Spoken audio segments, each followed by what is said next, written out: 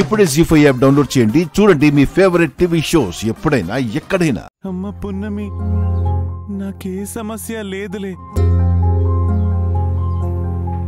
నువ్వు నీ జీవితం బాగుండేలా చూసుకో. నువ్వు నా గురించి ఆలోచించకమ్మా, నా గురించి వదిలేసి.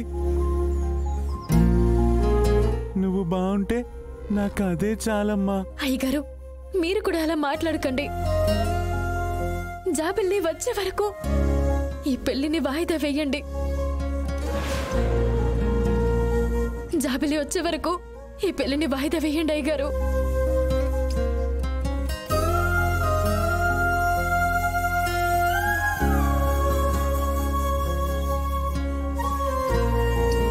కుంపతీసి ఇదే జాబిల్లినా ఏంటి?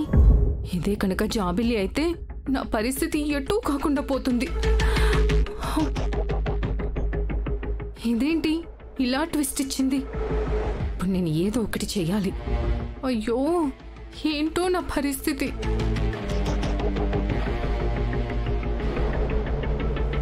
పున్నమి, నీ జీవితానికి జాబిల్లి రాకకి సంబంధం ఏంటి?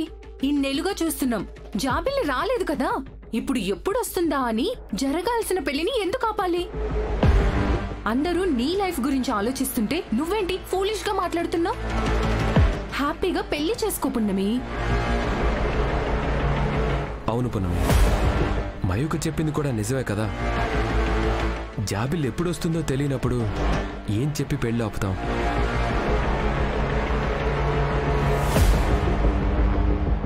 అమ్మగారు, పోనీ ఈ 15 రోజులైనా ముహూర్తాలు పెట్టుకున్నా ఆపండి. ఈ 15 రోజుల్లో జాబిల్లిని నేను తీసుకొస్తాను.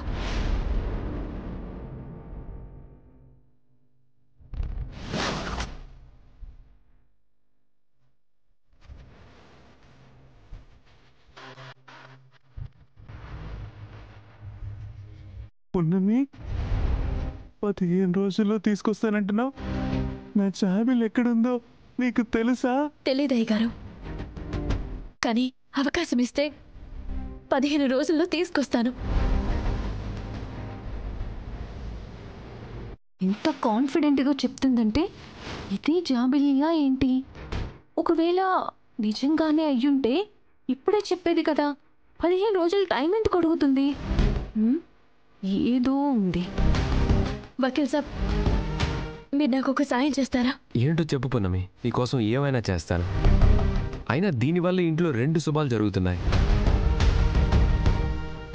ఒకటి జాబిల్ ఇంటికి రావడం, ఇంకొకటి నీ పెళ్ళి. ఈ 2 విషయాలు అందరినీ సంతోషపెడతాయి.